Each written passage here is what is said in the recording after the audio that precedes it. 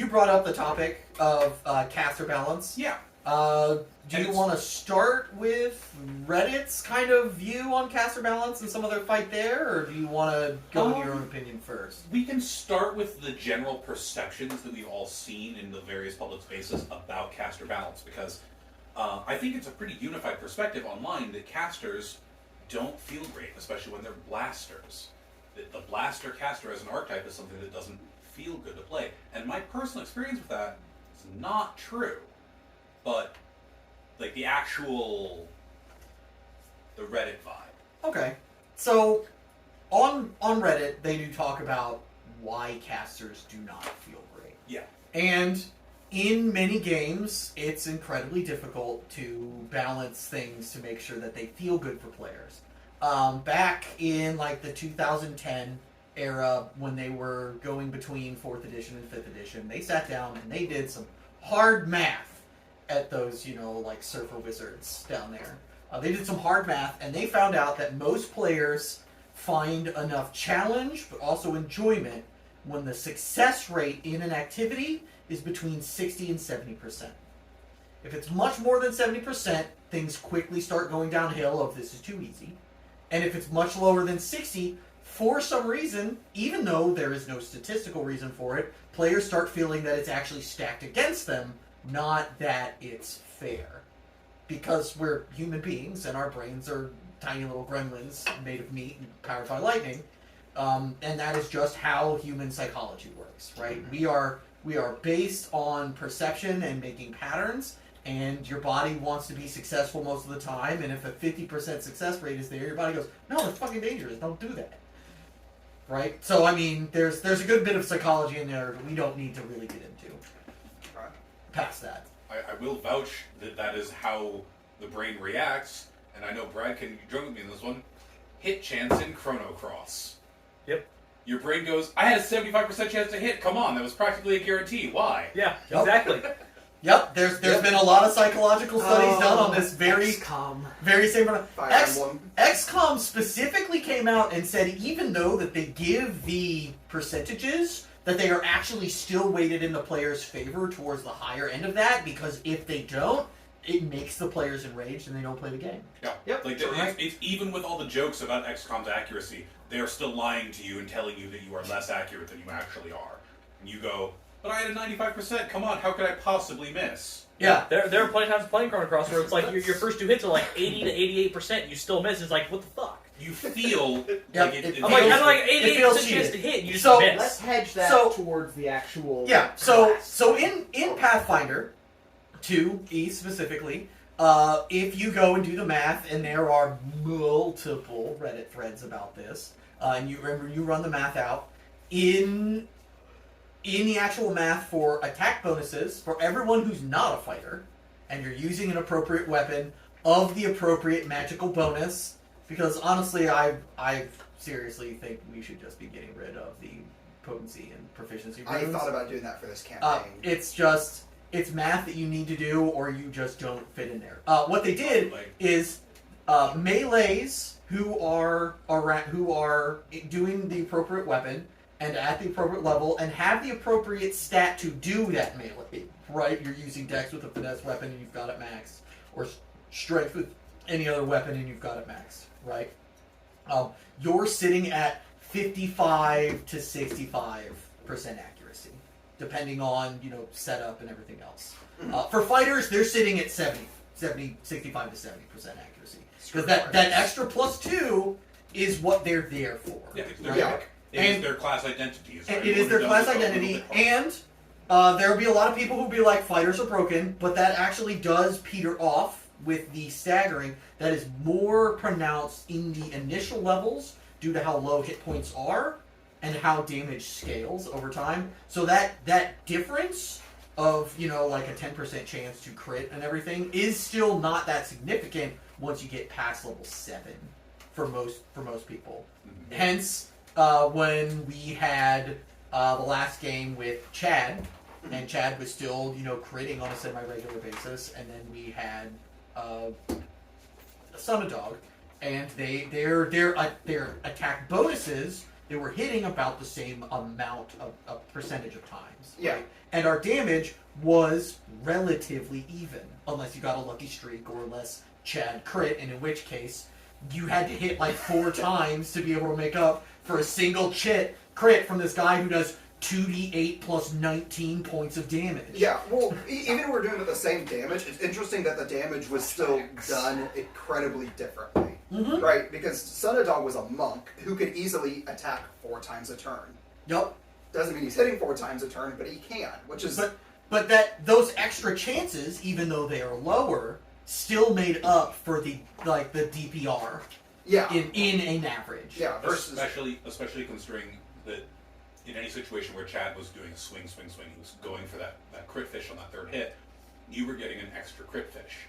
Yeah. So on your 3rd and 4th attack, a 20 was still a crit. But I digress. That is on the melee side, right? We're talking about casters, right? Okay, yeah. If you go through skills, it gets a little more fucky, right? Because there are a lot more changes, and skills have a lot less of a chance for you to set up somebody else to flat foot or appropriately do anything. The only thing you can really help with a skill is you either get a straight up item bonus, your DM gives you some sort of circumstance bonus, which is rare for most DMs. They just don't worry about it too much. They don't need to think about it. And a lot of players don't try to go out of their way to try and make those, well, I'm doing this in a roleplay way, can I have a bonus? Unless they know their DM is going to be friendly towards those types of things. Because some DMs are fairly hostile to that. They're like, don't make me think any more than I already do, man. I'm running the entire fucking universe.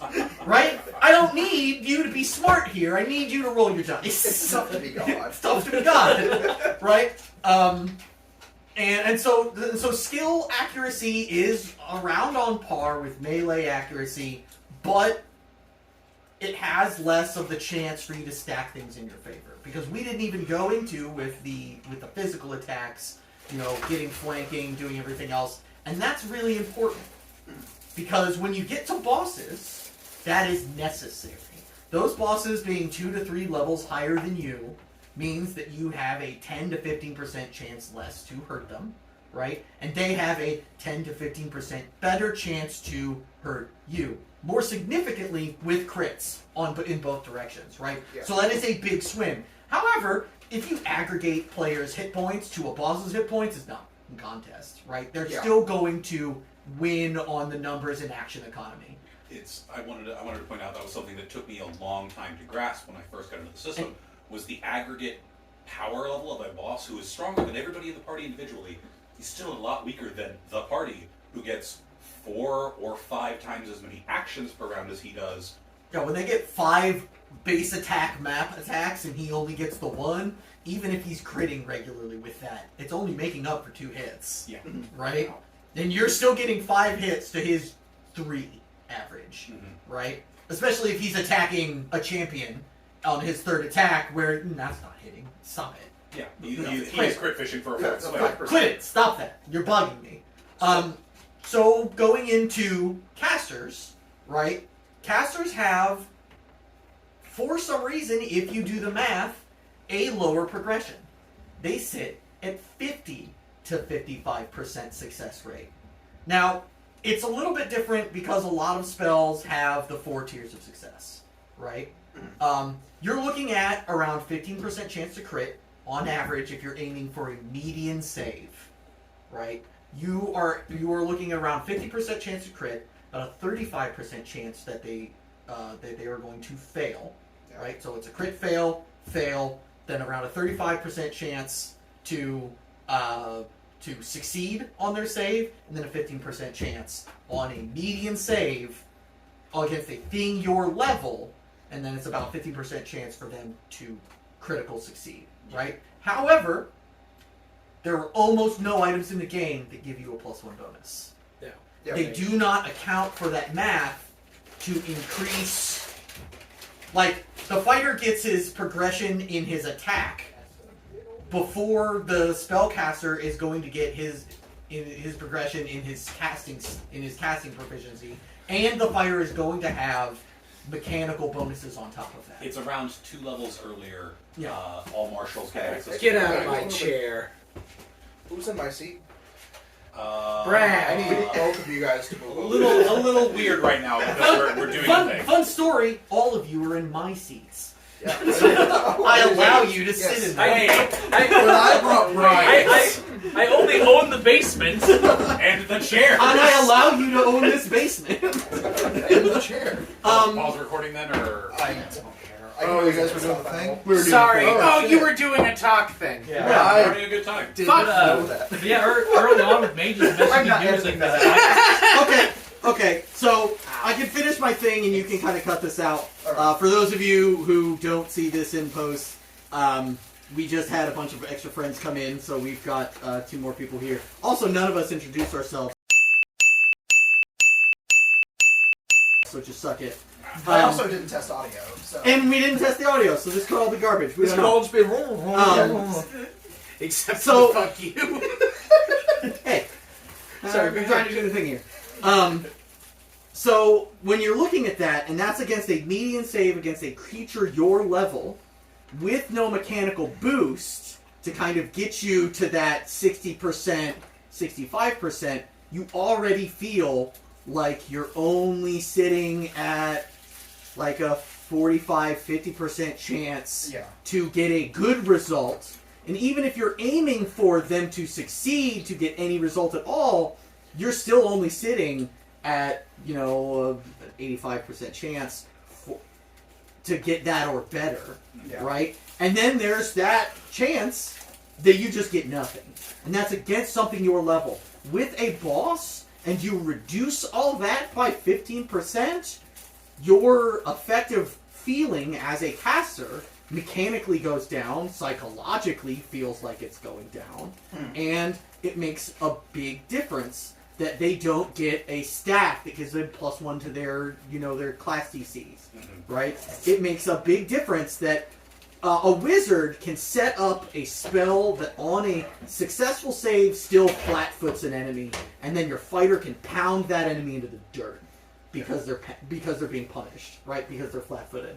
Whereas a fighter can't do jack shit to make the wizard's spell more successful.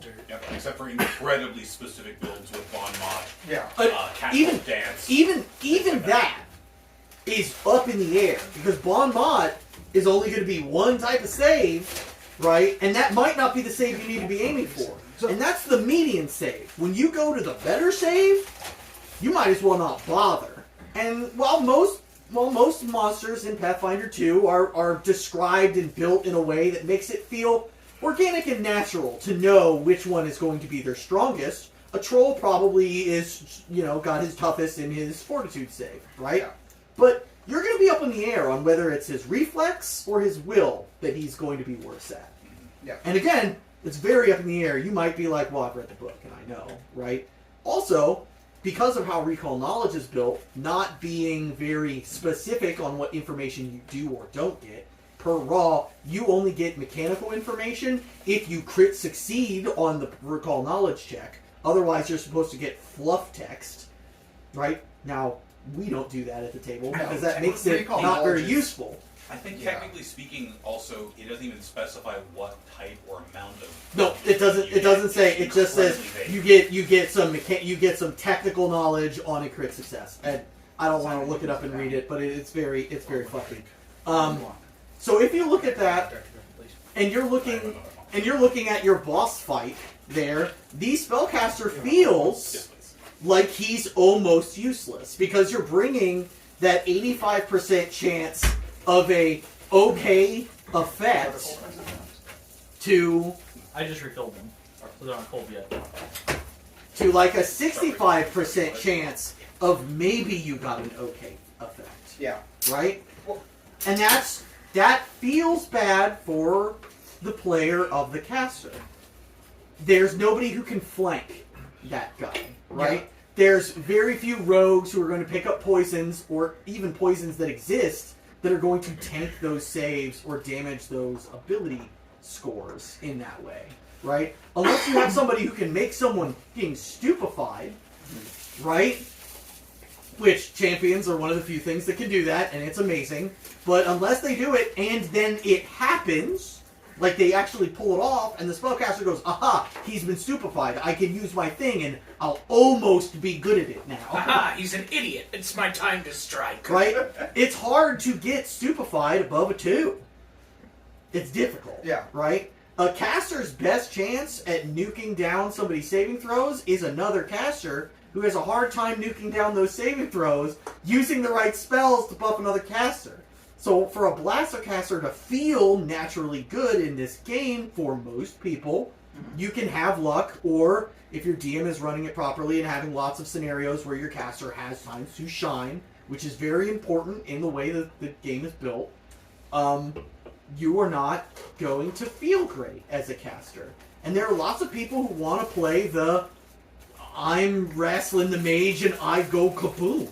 I want to play Black Mage from 8-Bit Theater. Right? I want to cast Hadouken and delete a dude. And that's just not mechanically how this game works. So the one argument I've heard towards like it works as it does is because as a caster, you have 4 different things you can target as an opponent's defense. It does. But I personally, especially with like Shay, who's a shadow sorcerer, everything that I try to, instead of making it mechanically good, I try to make a thematically good character. And Every that's difficult. shadow or death thing is a fortitude save. Which is why I tried to tell you multiple times that I would let you reskin other spells into shadow spells.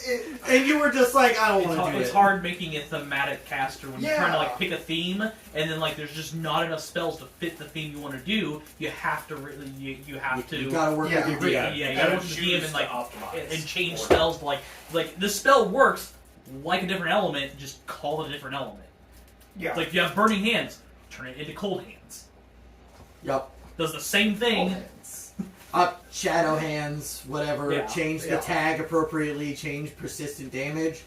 Fuck, you can have persistent shadow damage. I don't give a shit. Yeah.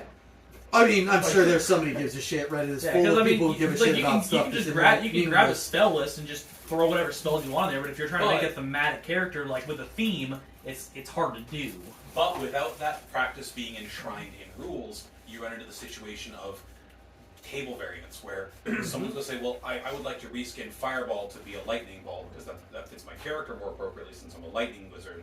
And you might run into a DM who goes, no, that's inappropriate because fire is a more common resistance than lightning and I'm not going to let you do it. I'm like, I'm fine if it still applies to fire resistance, just please let me describe it as lightning ball. And they go, no, that's not in the rules, you can't do that. Which is also significantly shitty because Fireball and Lightning Bolt are basically, well, until Pathfinder 2e. We're always kind of We're the same basically thing. the exact same fucking spell with a different shape, and Fireball was the not even that much better because of how it was clumped. Yeah. All right. I'll ask when Dan starts. No, I think we're gonna kind of pause here and maybe pick back up next week. Yeah, that's fine. Or You depending could on put how the some- audio recording goes, we could also like try to meet up and do a thing specifically too. To just do that.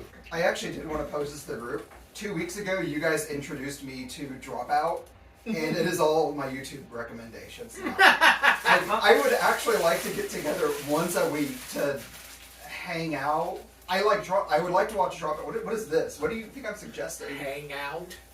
I know you want me for my body. I was gonna say orgy, but you beat me to it. Will there be a buffet at this orgy?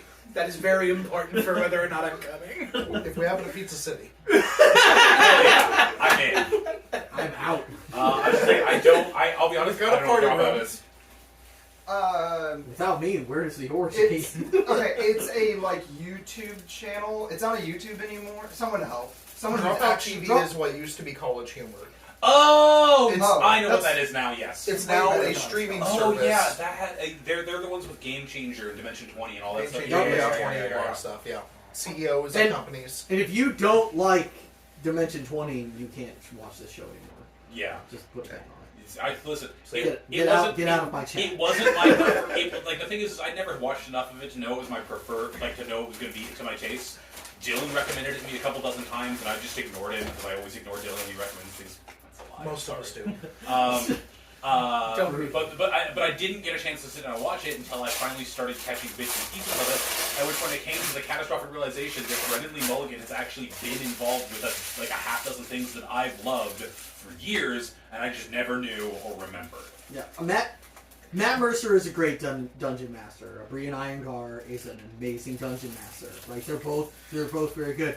Brendan Lee Mulligan hits the spot as a dungeon master with the things he allows and his ability to react to stuff off the cuff and just homebrew nonsense out of nowhere, where he just kind of lets it go when Matt would be like, it's not really in the rules. He's a little bit more of a stickler for it, which is perfect. It's a perfect type, It's a perfectly spectrum. acceptable a way to do it. DMing But for is a me, spectrum. Yeah, DMing is My a God. spectrum. Exactly. And I am all over that spectrum. Right, but yeah, Brennan Lee Mulligan may be my favorite dungeon master of all time.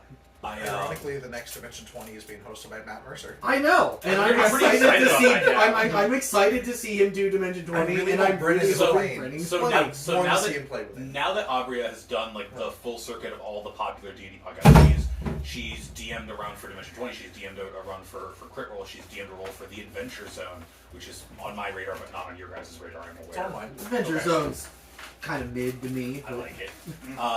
that I'm not saying it's bad. It's just mid to me. Yeah, They're personal- very personal they're, tastes. they're very good at what they We do. allow all I like types it. here. No shade being Um, thrown. And I kind of do want to see. I kind of do want to see the DM Voltron, where we just get like Griffin McElroy, Matt Mercer, Aubrey Iyengar, Brendan Lee Mulligan, all in the same game, and we need to find at least one more person to run that. Zach Oyama needs to run that game. Yes. Oh my god! Okay. Zach Oyama is cursing at me right now. I can feel it. Zach, if you're watching this, we love you. Let's pivot. Let's pivot. Let's get into our game. That seems like Okay, it's yeah, good. Strength of Thousands. Alright. Which we're not recording for whatever reason. Good. We can record it if people want to, but that wasn't part of the plan. particularly. Nope. Yeah, that's Okay, what I but thought. That's fine. Yeah. I'm not. Me- I'm not either. I'm fine either way. I think our first time running through this campaign should be not recorded. Yeah. Perfect. If